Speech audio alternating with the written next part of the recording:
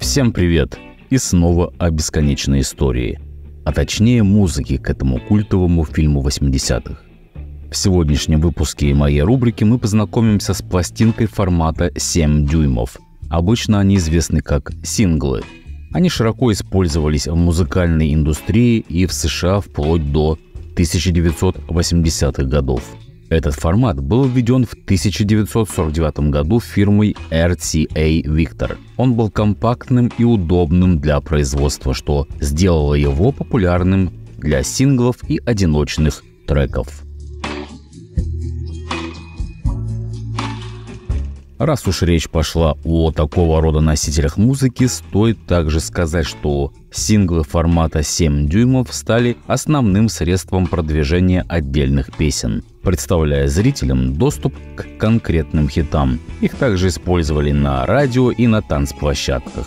Этот формат продолжал пользоваться популярностью в США и далее, но с развитием цифровых форматов и появлением компакт-дисков популярность виниловых синглов снизилась. В последние десятилетия с возвращением интереса к винилу некоторые артисты и лейблы вновь выпускают синглы в этом формате для коллекционеров и ценителей винила. Ну а теперь возвращаемся к теме нашего ролика. История создания музыки для бесконечной истории имеет свою особенную и запутанную историю. В оригинальной немецкой версии фильма композитор Клаус Долдингер создал довольно традиционный оркестровый саундтрек. Будучи специалистом в джазе и уже имея опыт написания музыки для фильмов, включая «Das Boot» — «Лодка», который срежиссировал Вольфганг Петерсон 4 года назад до производства «Бесконечной истории».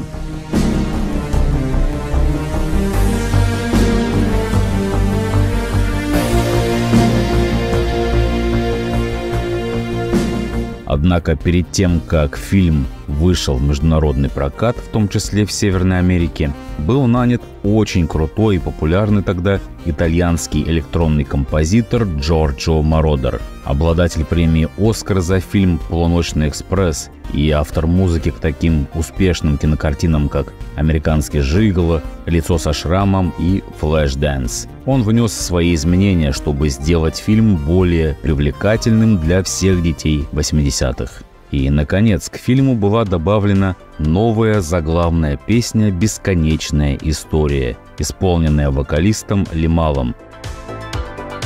Песня стала успешным хитом по всему миру.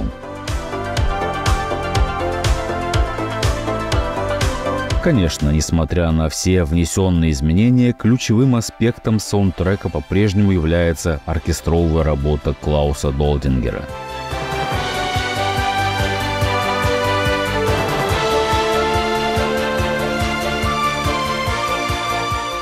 И вообще, вся центральная часть музыки фильма зиждется на теме полета, сопровождающая Атрею парящего на фолькоре по фантазии. Это экспансивная, ободряющая, радующая зрителей тема с чувством свободы и движения.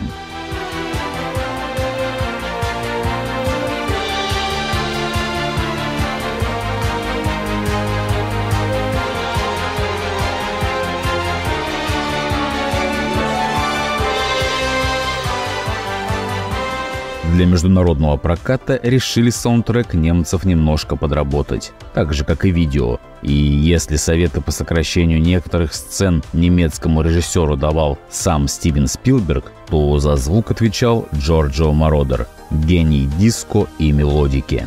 Он действительно сильно изменил версию фильма, добавив музыку там, где ее, например, вообще не было. От первоначальной партитуры немцев он оставил лишь 10 композиций, добавив свои 4. Добавив, я имею в виду, написав их с нуля. Безусловно, заглавная песня, исполненная Лималем, перетягивает практически все одеяло альбома на себя. И стоит, наверное, немного сказать об истории создания этой композиции. Как вспоминает сам вокалист Лимал, в это время продюсер Джорджо Мородер уже записал все ранние хиты Донны Саммер в Мюнхене. По происхождению Мородер был итальянцем и жил в Европе, прежде чем перебраться в Америку, чтобы впоследствии работать над такими саундтреками, как «Флэшдэнс» и «Топ Ган». Лимал выступал на японском музыкальном фестивале, и там было много известных судей, в том числе и Джорджо Мородер. Менеджер Лимала был очень расторопным парнем. Про таких говорят: может продать лед эскимосу. Он подкараулил Джорджо Мородера и широко разрекламировал ему молодого певца Лимала. И так здорово он его разрекламировал, что когда певец вернулся в Лондон, из офиса Джорджо позвонили и сказали ему, что хотят попробовать записать его для международной версии саундтрека. Они поверили в молодого вокалиста, а потом и сам Джорджо Мородер помог убедить весь EMI Records, что песня будет хитом. Он оказался прав. Композиция стала номером 1 почти во всех странах мира, кроме самой Америки.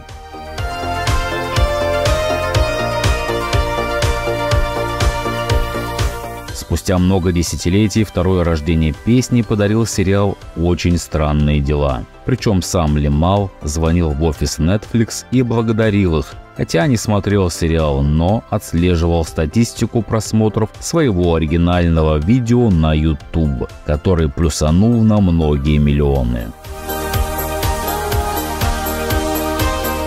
Мелодист из Джорджо, конечно, потрясающий. Его никто в то время не мог превзойти. Разве что Гарольд Фалтмейер, о котором я рассказывал в одном из прошлых выпусков. Речь о саундтреке к «Бегущему человеку». Вторым треком на этом сингле является диско-версия композиции Ivory Tower – «Башня из слоновой кости». Это набитая синтезаторами версия из саундтрека Джорджо.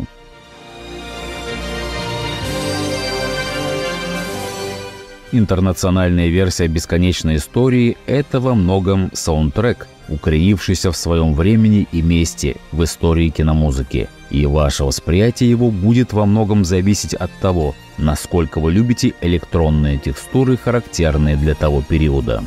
Лично я ими очень наслаждаюсь, так как это возвращает меня к периоду моей жизни, который был проще и, наверное, менее сложен. Приобретя этот сингл, я думаю, пока закрыл для себя тему с бесконечной историей. Брать или нет альбом целиком, не знаю, возможно, позже. Безусловно, работа Джорджо Мородера над интернациональным релизом вышла на славу. Об этом и тогда, и сейчас говорят почти все. Чего не скажешь о его работе над реинкарнацией Метрополиса Фрица Ланга. Но об этом в следующий раз. По заведенной традиции мы с вами послушаем одну из композиций, и это будет не песня Лимала, которая уже набила всем оскомину. Это будет вторая сторона сингла, диско-версия Джорджо Мородера, его же мелодии «Башня из слоновой кости». Оставляйте комментарии, подписывайтесь на канал и бросайте донаты. До скорых встреч!